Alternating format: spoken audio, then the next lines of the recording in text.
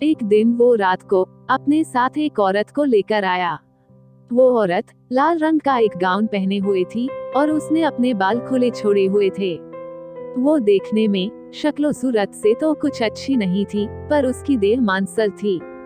वो एक भरे हुए बदन की औरत थी। मैं उसे देख ही रही थी कि मेरा पति उसकी तरफ अपनी उंगली का इशारा करते हुए मुझसे बोला कि देख, इसे कहते हैं औरत, देख।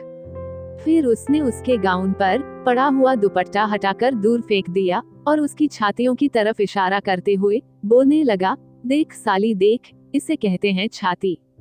उसकी भरी हुई छातियां मानो उसके गाउन के बड़े से गले के बाहर निकलने को मचल रही थी। सच में उसके गले से बाहर झांकती हुई छातियों को देखकर एक बार को तो मुझे भी खुद पर बहुत शर्म आई।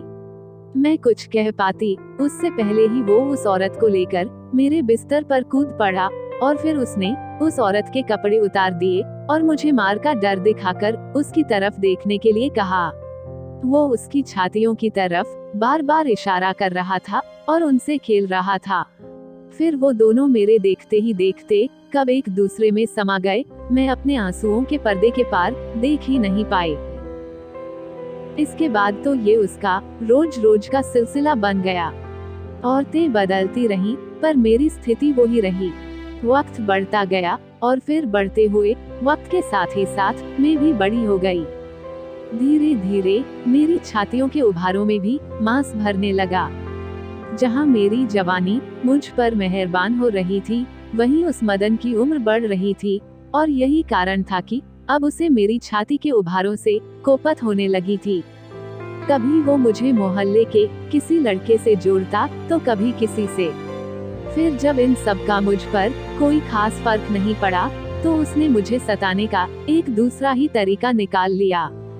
अब वो रोज रात मुझ पर अपनी मर्दानगी निकालने के नए नए तरीके आजमाने लगा, जिसने मेरे शरीर के साथ ही साथ मेरी आत्मा को भी बहुत बुरी तरह से जख्मी कर दिया। वो मुझे सिगरेट बीड़ी से जलाने लगा, तो कभी मुझ पर दारू डालकर मुझे जिंदा जलाने की धमकी देने लगा। मगर हद तो उस दिन हो गई जब उसने मेरे पेट में लात मार मार कर मेरा 3 माह का गर्भ गिरा दिया। उस दिन के बाद मेरे जीने की हर एक उम्मीद इस बात से दम तोड़ गई कि अब मैं कभी मां नहीं बन सकती। उस हादसे के बाद मानो मैं पत्थर की बन गई और फिर उस भेड़िए ने मुझे मेरी मां के घर भेज दिया। हालांकि मेरी गरीब मां को मुझे देखकर कोई खुशी तो नहीं हुई, पर शहरी बेटी से उसकी कुछ उम्मीदें जरूर जाग गई। और फिर जब उसे मेरी तरफ से अपने हाथ खाली मिले, तो 2 रोटी का बोझ उसे बेहद भारी लगा और बिना मेरे किसी दुख सुख को जाने या समझे बिना ही उसने मुझे बिना टिकट रेलगाड़ी में चढ़ा दिया। जहां मुझसे टिकट तो नहीं पूछा गया, पर जनरल डब्बे में मेरे जिस्म से खिलवाड़ करने वालों की मुझे कोई कमी नहीं लगी। उसी डब्बे में एक कोने पर सिकुड़ी सी बैठी हुई एक लड़की पर मेरी नजर पड़ते ही मेरा ध्यान मुझ पर से हटकर पूरी तरह से उस पर चला गया। वो कोई 7 या 8 साल की बच्ची थी। कपड़ों से तो वो ठीक ठाक घर से ही लग रही थी, पर शायद उसके माता पिता खुद के बारे में ऐसा नहीं समझते होंगे, तभी हमारे देश के सैकड़ों माता पिता की तरह ही वो भी उसे अपनी गरीबी की आड़ में कूड़े की तरह फेंक कर चले गए थे। मैं उसके पास गई और फिर मैंने उसे वहां हवा में तैर रही तमाम भूखी नजरों से बचाने के लिए अपने आंचल में छुपा लिया। मुझे पता था कि मेरे इस फैसले का खामियाजा मुझे जरूर भुगतना पड़ेगा, पर मैं उसे इस तरह से वहां मरने और कुचलने के लिए छोड़ भी तो नहीं सकती थी। मैं जब घर पहुंची तो मदन घर में नहीं था। फिर मैंने खिचड़ी बनाई और उस लड़की को खिलाई और खुद भी खाए। उसका नाम रानी था। अगले दिन जब सुबह मदन आया, न तो उसने रानी को लेकर मुझसे कुछ सवाल जवाब ही किया और न ही मुझसे झगड़ा ही। मैं खुश थी। मुझे लगा कि शायद उस हादसे ने मदन को बदल दिया है और फिर रानी में मुझे मेरी ममता का सहारा नजर आया।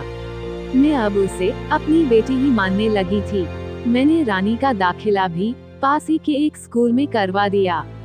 अब न तो मदन कोई औरत घर लेकर आता था और न ही मुझे मारता पीटता था। अब मदन मेरे साथ हम बिस्तर भी वो रोज होता था। फिर चाहे मैं बुखार से तप रही हूँ या फिर मेरा महीना हो रहा हो। मगर मैं इन सब के बावजूद भी बहुत खुश थी कि मेरा पति अब सुधर गया है, वो अब इंसान बन गया है, पर मैं गलत थी। मुझे बहुत अच्छी तरह से याद है, वो नवदुर्गा के दिन थे। सुलभा की भाभी ने जगराते का आयोजन किया था। उस दिन सप्तमी का दिन था और मैं वहां जाने के लिए तैयार हो रही थी। वैसे तो मुझे और रानी दोनों को वहां जाना था, पर उसी दिन दोपहर को 14 साल की रानी को महीना आने लगा और मुझे वहां अकेले ही जाना पड़ा। मैं जाते समय बिल्कुल निश्चित थी, क्योंकि एक तो नवदुर्गा के दिनों में मदन दारू नहीं पीता था और वो अब रानी को अपनी बेटी की तरह ही उसकी देखभाल और लाड करता था। उस दिन वो काम पर से भी जल्दी ही आ गया। मैंने बाप बेटी दोनों का खाना बना दिया था और फिर मैं रानी को कुछ बातें समझाकर और अपना व अपने बापू का ख्याल रखना कहकर सुलभा के साथ उसकी भाभी के घर जगराते में चली गई। सारी रात वहां माता के गीतों में मैं मगन रही। सचमुच बहुत अच्छा लगा था मुझे, और मैंने तो सुलभा की भाभी से यह भी कह दिया था कि मैं अगले नवरात्रि में अपने घर पर भी जगराते करवाऊंगी। मैंने जगराते करने वाली उस मंडली से भी बात कर ली थी। माता की भक्ति में पूरी रात कब बीती मुझे पता ही नहीं चला। इस बीच रानी और मदन की खैर खबर जानने के लिए मैंने 1 या 2 बार मदन को फोन किया था, पर मदन या रानी दोनों में से किसी ने भी मेरा फोन नहीं उठाया। सुबह होते ही मैं अपने घर की ओर चल दी। मैंने दरवाजा खटखटाया, पर किसी ने भी दरवाजा खोला नहीं। उसके बाद मैंने दरवाजा पीटना छोड़ दिया, यह सोचकर कि शायद दोनों उठे नहीं। फिर मैंने फोन किया, हालांकि फोन की घंटी की आवाज मुझे घर के अंदर से ही आ रही थी।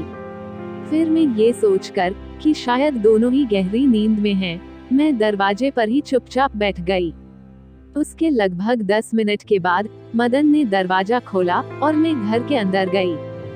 घर के अंदर से मुझे एक अजीब तरह की बदबू आ रही थी।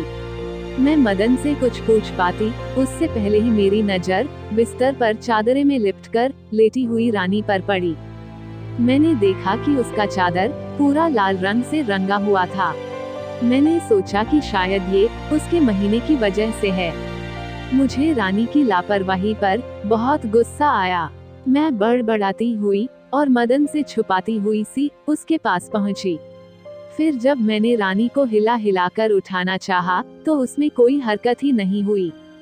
फिर जब मैंने उसकी चादर हटाई तो वो नंगी लेटी हुई थी।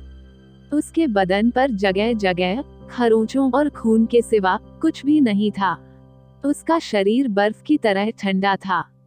मैं कुछ भी समझ नहीं पा रही थी कि तभी मेरी नजर फर्श पर अपने सिर पर दोनों हाथ रखकर बैठे हुए मदन पर पड़ी। अब मैं मदन की तरफ मुड़ी। मैं उससे कुछ पूछती उससे पहले ही वो दहाड़े मारकर रोने लगा और बोला कि उससे गलती हो गई, बहुत बड़ी गलती। मदन की बात सुनकर मानो मेरे अंदर रणचंडी देवी आ गईं। मेरी नसों में खून बहुत ही तेजी से दौड़ने लगा। इसके बाद जो हुआ मुझे कुछ भी याद नहीं। जब मुझे होश आया तो फर्श पर खून से सना हुआ हंसिया पड़ा था और मदन की कटी हुई गर्दन खून से भरी हुई मेरे सामने थी। वो दम तोड़ चुका था। न जाने कैसे मेरे कमरे के दरवाजे के बाहर भीड़ जमा हो गई और फिर कुछ पुलिस वाले मेरे घर के अंदर आ गए। फिर एक महिला पुलिस ने मुझे मेरा बाजू पकड़कर फर्श पर से उठाया और मुझे अपने साथ लेकर जाने लगी। जाते जाते मुझे एहसास हुआ कि मेरे चेहरे पर कुछ गीला, कुछ सूखा सा लगा हुआ है। तब तक उस भीड़ में से मेरी एक पहचान की औरत ने कहा कि हत्यारिन, अपने चेहरे से ये खून तो पोंछ ले। तब मुझे मालूम हुआ कि वो गीला सूखा सा कुछ और नहीं, बल्कि मदन नहीं, उस भेड़िए, उस दरिंदे का खून था।